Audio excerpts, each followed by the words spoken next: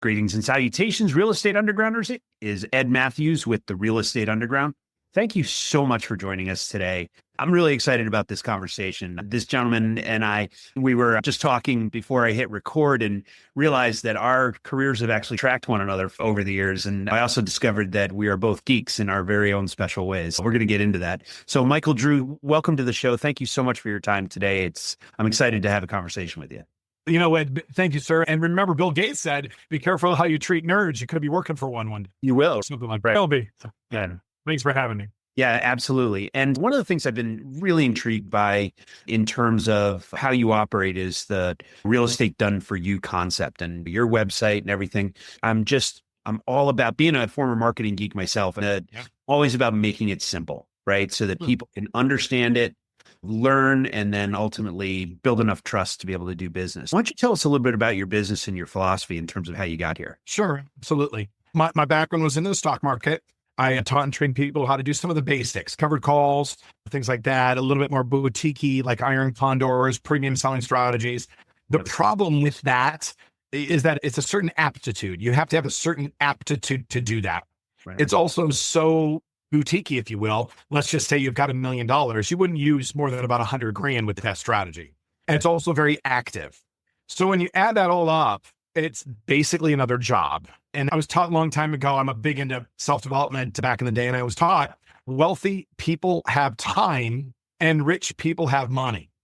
Yeah. Okay. Then what happened is I had 4 kids and I'm like, wait a second here. I think it's cool to go to soccer games. I think it's cool to have kids that are older who are not jerks. That was the goal.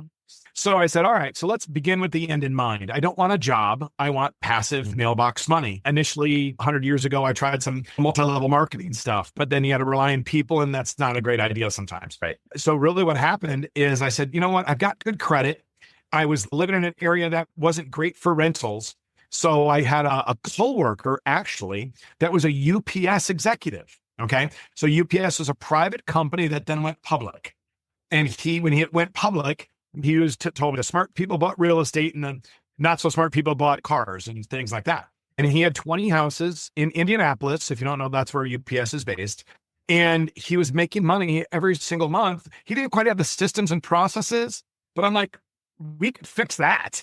The fact that you own 20 doors and you're in your 50s, this is a great start, man. And that's basically what I copied. I bought my first 9 or 10 doors about 15 years ago, and we've been helping investors do about the same ever since. So it's been a journey. Now, fast forward to today, we've done just over almost 1,100 houses. Wow, congratulations. That's really amazing. But it's interesting. You look at the stock market and how it's performed over the years. And by and large, I've always been a bet on America kind of guy, right? But I've stuck to the indexes because I'm not as schooled in what you're schooled in. Real estate for me was something that was tangible. I could reach out, I could touch it, I could directly increase or decrease, but increase the value of the property by upgrading a bathroom or upgrading a kitchen or siding or whatever. And so that was something that I always really understood, as opposed to hoping that the CEO of GE, Larry Culp, I think, knows what he and his team are doing. And so I'm going to pile money into that. And for me, real estate became a pretty easy way to build wealth. And then ultimately it actually built cash flow and set me free. But I'm curious, when you were looking at the various asset classes, what drew you to real estate specifically? Because there's a lot of asset classes out there, right? And single family homes in particular. I'm curious about that. Of course. Obviously, there's more than one way to get there, wherever the goal is. Sometimes I like to talk about athletics and sports because it's easy to relate to. Right. Somebody says they want to lose weights. You could do it any way you want. You just have to like to do it. If you say you got to run 10 miles a day, it's not going to happen. You got to find something that works for you. Initially, I gravitated towards the stock market. However, one of my mentors said, the stock market's great for accumulation. It's just not great for cash flow. So let me get this straight. If I got $1 million and I'm 55 or 65, I pull out 4% a year. It's 40 grand. After taxes, it's less. Crickets, right? Okay. Yeah. $3,000 a month. Okay. Now what do we do? I'm kind of a competitive pickleball player, so we like to jab at each other a little bit. When I bought one of my kind of dream houses, if you will, I did pretty well once upon a time. And I had a good credit score, good W-2 income. My buddy, I think I probably made, I don't know, 3-4 times what I made. And he goes, good for you, fancy pants. You've got one house. He's never made more than 150 grand. And he goes, I think I have 17 houses currently and the tenants are paying off the mortgage. And I'm like, wait a second, I only have one house and you have 17? And and then when you fast forward this, when you get them paid off, you're like, you're going to easily have $250,000 of residual income based on assets. And he had a 401k. I said, wait, I'm being a poor steward of my credit. So what happened to me is I had a vision of when I retire. All right. And I love my wife, love my kids. I wanted a several-legged table. I didn't want a 1 or 2-legged table. I goofing around. I wanted a 10-legged table, a 20-legged table. So if something happens, you love Lowe's and Home Depot has bad earnings, Lowe's takes a dump. You've got to have diversification, but you have to have it in asset classes. And I said, you know what? Let's go ahead and go all in on this. Let me figure it out. I can mindlessly do the stock market stuff. I could put in X per year. My company may or may not match that right back in the day. And now it's been easy. Why don't you get started? And that's what the struggle I noticed with a lot of people. They get ready to get ready. I don't know. Let's go. Let's go. Let's start, and we're going to learn on the way. It's not brain surgery. It's not that hard. I'm always fascinated by that because you look at like the statistics of people that buy trading courses, and there's a process that most human beings go through. And that is that they buy the course and they get the dopamine hit, right? They go, okay. And their brain says, okay, I've accomplished what I just wanted to accomplish. I wanted to learn how to buy and sell real estate. And you didn't read the book yet. You didn't go through the training yet. And 95% of the people buy the training course and never use it, which is 1,000% agree. Astonishing number. The idea of accountability and acting now. You and I come from similar cultures business-wise, where there's just a bias towards action. It's let's not talk about it. Let's go. It's the old ready, fire, aim kind of thing. And then amen. It reminds us, my son liked to drive better. My daughter didn't love to drive so much. I drive a big old SUV, like the Chevy Tahoe Escalade type thing. Yeah. And I can literally, I'm embarrassed to say, I can like text while I parallel park. I'm joking, but I can easily do this. When my kids saw me do this, they're like, oh, you're so great. I go, I've just done it hundreds of times from Chicago. It's easy. So you're right. A bias towards actions, you got to start. And sometimes you have to, we always say this is there enough evidence in your life to accuse you of being serious about blank, losing weight, dating your wife, whatever it may be, whatever's interesting to you. All right. If you would have had that, I could have looked at your schedule. I could have looked at what you put in your body and said, wow, you really get the Mediterranean diet. You really are spot on. You've got the discipline. And what I realized is so many people in their 40s and 50s are just too busy. And they're interested in that feeling that happens when they open up a mailbox and get a check. Now I'm dating myself. Nowadays, of course, it's all age, right? But when all of a sudden our companies send out over $1 million a month in rent. Okay. So you get, let's say you start with my company and you get $4,000 a month or whatever. It's not going to really, maybe it'll change your life, maybe it won't. But the point is you did all that without a job. Right. Cool. When it gets up to the point where, wait a second, when I retire, my IRA is going to pay me this or my 401k, wait a second here. I can afford this without hitting my principal. Yeah. And you've touched on a key point that is something that means a lot to me and the folks that I work with is that the fact is you don't have to have $5 million in the bank, right? No. What you need is cash flow to be able to live your life so that it gives you the financial freedom of being able to do what you want to do without asking a boss, hey, can I take this time off? We both have kids. And the fact is that my youngest is a competitive softball player. And when she goes to a tournament, I want to see the kid play. Right. Yep. And not having to ask permission is a wonderful thing. Right. And cash flow is what breaks guys like you and I and the folks we work with free. I'm always interested in the sub asset class in terms of you've chosen single family homes, right? I'm more of a multifamily guy. I do flip houses. I don't keep them. I do that because it's fun. But I'm curious about single family homes and why, given your background in terms of your advanced background around asset management and all that, sure. What drew you to single family homes as opposed to multifamily, self-storage, parking lots, whatever? Stay with us. We'll be right back. A motivated seller just filled out your web form. If you call back within 5 minutes, you're nearly 4 times more likely to get that seller appointment. But delay your follow-up by even just 10 minutes? Forget it. You're toast. Ella Vista Connect calls that lead back in 60 seconds, qualifies them, and schedules your meeting. Find out how much slow follow-up is costing you. Free calculator at ellavista.com/underground. Sure. First of all, it's just like anything, they'll all work if you work them, right? Yeah. They really will. I was born and raised in Chicago, okay? And that is a higher taxed area in Chicago. When I looked at parking lots, you just mentioned, all the Russians controlled it.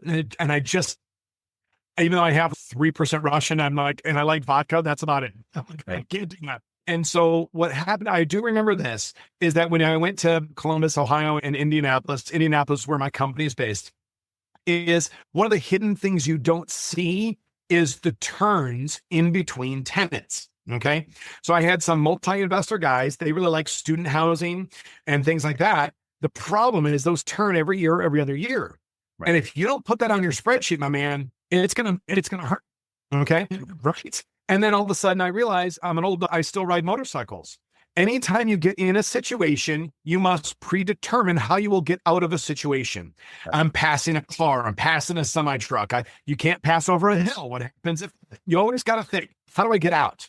Right. And so I always remember is that in the Midwest is that multi-units cater to a lower demographic financially. Okay. I get the manager of Taco Bell and he likes to smoke his marijuana, which is probably legal by now in most states, who knows? It's just, that guy is not staying. He doesn't have kids. Also, if I have a 10, 20, 40 unit building, when I go to exit that building, I'm selling to a professional. I am not selling to a mom and pop. Okay. Yep. Versus if I have a single family home, the homes right now are in the $150,000, $200,000 range, that range. A $30,000 down payment gets me a home. The appreciation is solid. And if and when I do want to exit that home, I'm exiting to a retail buyer. And then the color of the tree in the front yard. And I get 110% of asking. Right. You know what I mean? It's easy to buy, easy to sell. Cash flow is solid. My homes are so profitable in the Midwest that they're positive cash flow on 15-year mortgages. And they're also qualified for DCSR loans or no doc loans. Wow. So the cash flow is there. And I'm a property management company too. So we do all the CapEx on the way into the investor. So we buy them wholesale. We do the roofs, we do the HVACs, the plumbing, the electric, the water heaters, et cetera, secretly. So I have an easier job in management. And my secret game plan is so the investor buys more. My top investor has 88 houses out of Ventura, California. And I think he's seen about 4 of them. So when you say you're investor, so you work with a single investor on every property? I do. I don't pool money at all. Yeah. Right, so they tell can me more about that. Sure. So what happens is we buy about 5 to 10 homes a month. Okay. We also own the construction team. So we buy, we rehab, and we own the property management team, as I mentioned. And on a side note, I also am a major owner in a self-directed IRA company. Okay. So we acquire, we rehab, we tenant. And then if Ed, one of your listeners or one of my existing investors says, you know what, you keep sending me $4,000 a month. I want it up to $5,000 a month, whatever the number is. They raise their hand. They take one off the shelf that's already rehabbed, already rented. If we close on the 15th of the month, I prorate the rent, and then I ACH you the next month's rent. It's already done, already rehabbed. It's done for you, passive income. That's what it is. Right. All right. So one of the keys to that then obviously is filling that pipeline, right? And so I'm always interested in how folks like you find these houses. 5 to 10 houses a month is a lot of rowing, so to speak. You're breaking around. So what is your top or couple methods of getting a property under contract? Sure. Now that said, as we get older, 51 years old, our proverbial Rolodex is one of the most valuable things we own. If someone's 23 years old and they have $1 million, they can't compete with me, or 10. It doesn't matter. I just have the relationships. My phone just rings. And it's like that old adage, right? When I take a loved one out, a good friend of mine out to dinner, you order a steak and it's not perfect. The maitre d' comes up and says, sir, I'm going to put a little bit more fire on that. Can I buy you a drink? Or, something. Sure. For years, when you treat people correctly, if and when it screws up, you just own it. Just whatever it is, you just take care of business. You want to do more business for that person. Like, I'll go back to the restaurant. You didn't mean to, right? And so you keep doing that for years, pays itself off in dividends. So whether it's tax liens, foreclosures, courthouse steps, probate attorneys, if there's a property on the guys like me and 5 of the guys behind us have already passed it up. Right. Okay. So if you're buying on the MLS, that's not where you get, or if you do, you have to buy so high, you can't afford to do the capital expenditures we do. That's how it works. Wholesalers, same thing. But also keep in mind, to do my business, you have to act quickly, you have to have cash, and you never back down. If I say I'm going to buy something, sometimes they'll call me while I'm on the proverbial pickleball court at the gym. And I got a 911 phone call from my buddy. I got one for you. I know the address. I got pictures. I can wire from my phone, earnest money. Let's go. Let's go. And you look at, so you named a whole bunch of different strategies in terms of tax liens and foreclosures, and sounds like you have a whole bunch of bird dogs working for you, looking for these. That's the thing. You got it. Okay, so, Yeah. But what does your team look like? And so I'm better with computers, sales and marketing, podcasts, etc. And I really enjoy that. I also do, like I said before, 4 kids. My business partner, a great guy, he's the single guy. So he's a little bit more in the field all day. So I'm more on the sales and marketing acquisition, and he's more boots on the ground. We're running several different teams at the same time. My dad passed away, so I called my business partner's dad, my second dad. So we've got a nice team of guys out there that work things, and we're all aligned all the way up to giving it to the investor. So leasing is on the phone calls, acquisitions on the phone calls when things go wrong, maintenance is on the phone calls. So we know everything that's going on in the company. And what I do, we don't sub out much of anything. Maybe something goofy like a foundation thing that we don't see that often, Sure. but everything else is in-house. So we can control quality. Okay. So that includes your technicals, your mechanicals and whatnot? Absolutely. Really? Wow. Okay. Yeah, I think we'll outsource. We have a couple guys will outsource HVAC, just the installation. We'll maintain it though. Okay. Yeah. All right. And then, so in terms of disposition, right? It sounds like your investor partners are all about cash flow, not necessarily selling off, right? And so, Mostly, yeah. okay. So in the scenario, let's just draw this to its natural end then. If someone says, hey, I'm looking for my $30,000 back, and I'd like to take my equity out, what's the process in how you do that? And do you get involved in tender or anything like that? Yeah, we do them every month. Yeah. So there's 2 things that I want to talk about. Number 1 is to answer your question. And number 2, I'm going to go fast by going backwards. So to answer your question, my sister is one of my best friends. Both our parents have passed away, and it's been, unfortunately, but it seems it's going to happen to everybody, right? And she's got a property between her 2 properties. Like, unfortunately, she's divorced. I navigated some of those finances for her. She's got $250,000 of equity in 2 houses. Yep. And I said, what do you want to, at this point, you don't really need to keep them. You're too young. I say 1031 them both. And she said, okay. And she's going to turn 1 into 2. She could go 1 into 3 if she wants, but I think she's going to be conservative. So we're selling it. And we walk through that with one of our favorite 1031 exchange companies. We've already identified the other 2 replacement properties. So we'll dispose of it, maybe to an existing investor or maybe retail. That's depending on the house. And then we'll 1031 that in 2 or 3 more doors. Absolutely. Does that make sense? Total sense. Yeah. I was about to use the Monopoly analogy, Yeah. right? You're literally playing Monopoly, right? You're just buying the hotels. You're just buying more greenhouses. But you're based on the East Coast, right? Right. So my buddy, I have a bunch of clients out in New Hampshire area, and they're like, we can't touch houses for your price. We can't touch cash flow. True. So they're coming to me saying, wait a second here. I've got a building that my mom left me, my this left me, a commercial, blah, blah, blah. And they're like, I've got $1 million of capital gains. And I said, let's put that in 1031 and I'll give you 7 houses. Okay. The coast is a little bit better for appreciation. The interior of the United States is a little bit better for cash flow. And I want to go back to that on purpose, because when my mentor came to me, he said, listen, you got to play offense and defense. Offense is cash flow, but defense would be things like insurance. Okay. I snowbird in Florida sometimes, right? So they have so many storms. Insurance has gone up crazily, right? Sure has. Taxes. I have buddies in Nevada and Texas. No state tax, but property taxes are spicy. Don't like that for cash flow. Next, I've got landlord friendly versus tenant friendly.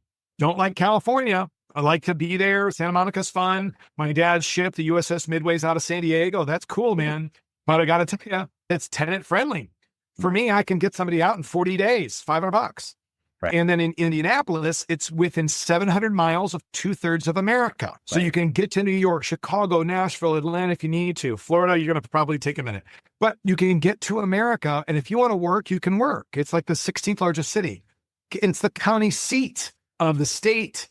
There's several universities nearby. So you get wealthy by having job growth and population growth. That's where you get your appreciation from. And if you play defense with those things as far as expenses, that's crossing T's, dotting I's. That's how I found Indianapolis. It checks all the boxes. Yeah, it sure does. Yeah, it's actually one of, if not, and you read all the lists of the best rental returns in the country, Indianapolis is invariably on that top 10 list every year. Yeah, So, absolutely. and it's a nice part of the world too. It's a nice place to live. Okay. All right. You had mentioned your mentor, and I want to get into the final 5. So why don't we just dive in there? I'm always curious about what gets people out of bed on Monday morning, right? Because in most cases, the folks that I interview, it's not about the money, right? It's about something else. Because the money is already taken care of. The mortgage is paid off. College educations are paid off. You're living the life you want to live. So tell me about your purpose. What gets you out of bed on Monday morning? Thanks so much. Literally at age 31, my dad, who did serve in our country's the Navy, was diagnosed with melanoma in November, and he died in January. And that baby boomer mentality didn't necessarily, he wasn't stoic per se, but he wasn't as friendly with me as I am with my son. Right. So I got to say, becoming wealthy is mainly a math problem, right? Losing weight is mainly a math problem. You have to have some discipline, but it's not that hard. You just have to have discipline. And so when the music stops, right, at the end of your life, you're not going to wish you necessarily had more money. I really enjoy having great relationships with my kids. And also, I think there's an underserved area, which is men have a low quantity and quality of same-sex relationships. For example, I got my buddy, my business partner, he's one of my best friends, but pretty much everybody all day long is subordinate to us. Right. So I don't really have, I don't sound like I'm a lonely guy, but I don't have any friends in my daily job. I don't have a water cooler to hang out with or a coffee shop. Right. So I work out of a Co-Hatch, which is a co-working facility. And I really enjoy pickleball because that sometimes it's an underserved community, I think, where men don't have camaraderie. What's that, man? And so my kids, and really, I do probably play pickleball 4 days a week, and probably about half of it's social. I get out, whether I'm learning about a book, a social event, we're raising money for Make-A-Wish, we're doing something fun. I do enjoy that. And I do enjoy guys who, of course, love their wives and their kids. And I don't know, I think it's easier having a little bit higher energy in life because it's attractive and also it's more fun. Music is always going on in my house. We're doing something, man. Love that. So I'm always interested. I want to ask you about your mentor. You referenced him a couple of times. What's the best advice you ever got, and who actually gave it to you? I would say 2 companies ago. Again, there's 2 things that might not land with people because men tend to jab at each other a little bit more aggressively. So this comes to me, not to you, right? Number 1, it says, if everything was about knowledge, right? Like you mentioned, 95% of the people buy books and things like that. They're getting cobwebs on the shelf. Yep. If it was all about knowledge, the joke was all the librarians would be multimillionaires with great sex lives. So it must not be all about knowledge there, buddy. And the second thing is this, is that if someone has lived their life and they're willing to live their life for 3 or 5 years, and you can learn about it in a month or 2, it's pathetic to learn about something in 3 years you can learn about in 1 month. That's just poor stewardship of your time. That resonated with me. You can talk like that to me. I don't need to read the book or hug you for 3 years. You tell me what I need to know in 1 month, I'll pay you money. That's great. Tell me the landmines. I've never raised a teenager before. Good luck. Tell me what questions am I not asking? Those are things that I want to know. And that's where I like to talk straight to my investors too, saying, you don't whine and cry over that. There's maintenance on real estate, by the way. If you've not owned a car before, there's maintenance on cars too. Yep. You got it. It's a line item in the spreadsheet. Once you tell people what to expect, they're fine. Yeah, so I do enjoy that. I do enjoy buying a cup of coffee for someone else. Yeah. Saying, hey, what's going on? What am I not seeing here? That's awesome. I love that. All right. So let's talk about, I think you learn more from stubbing your toe than your successes, right? Curious about your outlook into mistakes. And what was one of the mistakes that you'd love to have back in terms of a decision you made? What was that process to recover? A lot of people, we can see people in our auctions and in our different areas. And over the last 15 years, it's the same about 7 guys. And then there's a guy, not to be goofy, he's got a rich dad, poor dad, 3-ring binder, and he's got 200 grand. And we're like, this is not going to work out well for you. I wish you didn't have that money because you do more research. For example, my failure is I didn't do the research on a property. It was a hefty loss. It wasn't a 6-figure loss, but close. And what I did is they foreclosed on a property for the HOA dues. But it was a tiny little item in the title search so I was the proud owner of the second lien position, essentially. Ooh. When we went to sell the property, we didn't know about it for 6 weeks until we went to sell the property. And there was a hefty first that the rules had changed in the auction I went to and no one caught it. And it was a bad loss. So I own nothing. Lien. And legally, I didn't have a leg to stand on. Recourse. No, How'd that end up playing out? Took it in the shorts. Sorry to hear that. Didn't live and learn. So now what we do is we pay money every single month for a gentleman who's retired, and he does the title work for us on everything. We pull title on 70 properties, and we go over it. one of the worst things that happened, we had another guy doing a foreclosure on a blanket loan. So a blanket loan, when they have, that one was 15 properties on a blanket loan. You're not in first position. When they were foreclosing these, you're still not in first position. It was crazy. He's like, stay away. Trust me, stay away. And I'm like, but we could make so much money. Look at this. And he's like, the juice is not worth the squeeze, brother. Stay away. And I'm like, got it.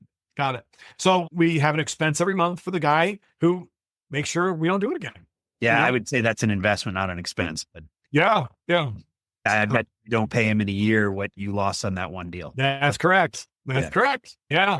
And now that he sees what we're doing, he's, you know what? I have a few buddies that need some of these turnkey properties. They're like, they're trying to copy me because you don't tell people when you make $2,000 or $3,000. You tell people when you make a bunch of money on a flip. And I'm like, replacing your income is the fun part, long term. And I said, and then now he refers business to us, so it's great. That's awesome. Yeah. That's fantastic. So leaders invariably are readers, right? In some way, shape, or form. Guys like you and me we're magnets for as much information as we can take in. Right. So I'm curious about the book that's on your nightstand, either virtually or physically, and what authors are you paying attention to these days? Thanks for asking. I'm going to go old school and I'm going to go new school. The old school is a gentleman by the name of Jim Rohn. Jim Rohn was one of the first teachers of Tony Robbins. He wrote a book that I think I'm going to have trouble finding now called The 5 Major Pieces of the Life Puzzle. I bought those in bulk and would give those out to anybody I love and care about. He also did an audio cassette called The Art of Exceptional Living. And if your kid is about 15 or 16, starting to find their way in the world, that is what you play on a road trip. It's so simple, though. It's so consumable. It's not esoteric. It's very like Rich Dad's book. It's not very difficult to listen to. So that is a Jim Rohn. Now, more clearly, I do James Clear's Atomic Habits. And what does he say there? You don't rise to your goals, you fall to your systems and habits. And so goals are great, but tell me about your habits. Tell me about your disciplines. Tell me about your minutia.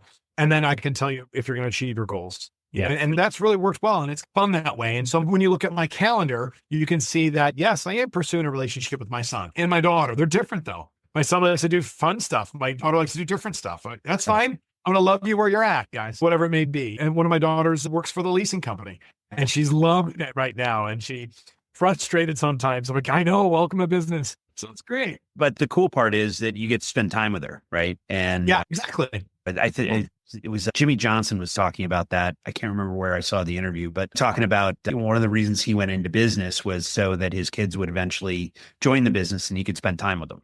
It's something that is, time is so valuable and you don't realize you're our age, right? I did something different. I bought wave runners. So that's how I spent time with them. It's better. That's way more fun. Yeah, no, way better. Yeah.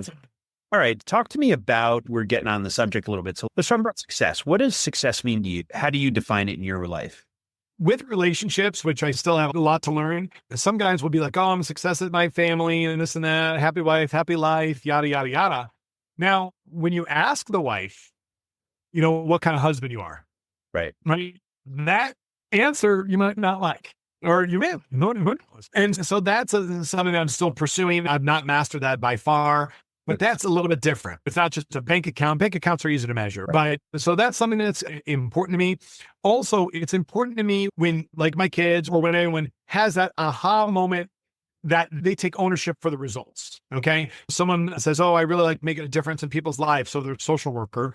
Great. Just please understand that you didn't pick that path for wealth. You picked that path for other reasons. Just so you know, you can reverse engineer where you're going to be at age 50. So somewhere along the lines, if you're going to be a firefighter, you're going to be a social worker, call me up and buy one house every 5 years instead of every year. Whatever you do, you just own those results. And it's a math problem. So I have a book out there called Retire on Rent, where people can read it for $15 on Amazon. Get that so you own those results. I really don't, I'm super not attracted to that whole victim mentality. I'm attracted to people owning those results. Let me help you if I can, whatever it may be. So that's one of the things that I like to be successful at, is helping people realize that, like the farmer says, in the fall, we all have the same sun and we all have the same rain. You're responsible for your crops. So you reap without regret, and you reap without reward. You own the results, whether it's a bank account or whether it's an angry wife. It may be. You own those results. And that I'm attracted to that. And I have a lot of work to do too. Excellent. Yeah, I totally agree. It's again, it's not necessarily about the money. It's about the impact you have on the people around you and the folks you work with, right? Yeah, absolutely. So when not talking about real estate, you mentioned wave runners. What else do you like to do for fun? So I mentioned before that I was the number one tennis player in my high school. Man, I tell you, about 4 or 5 years ago, right before COVID, when they introduced pickleball to me, it fit me like a 5-finger glove.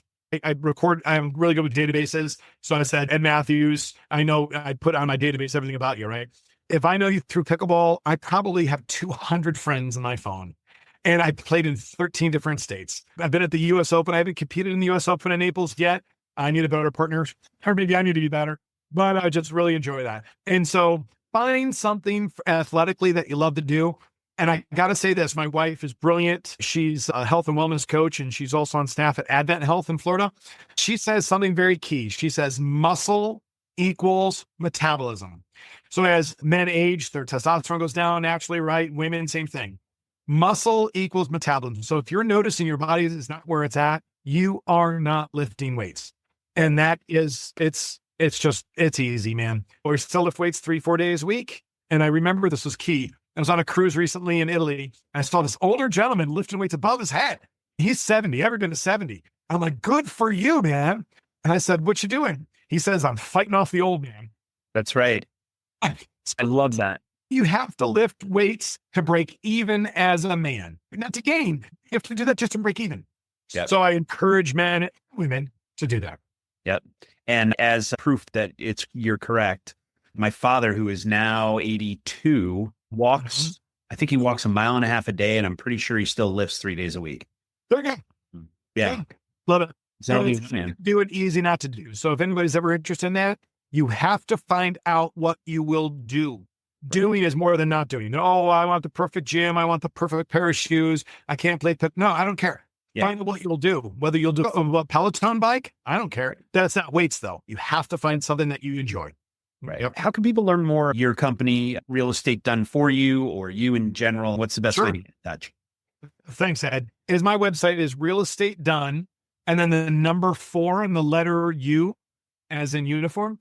And on there, you can book what's called a strategy session. Leave your checkbook at home.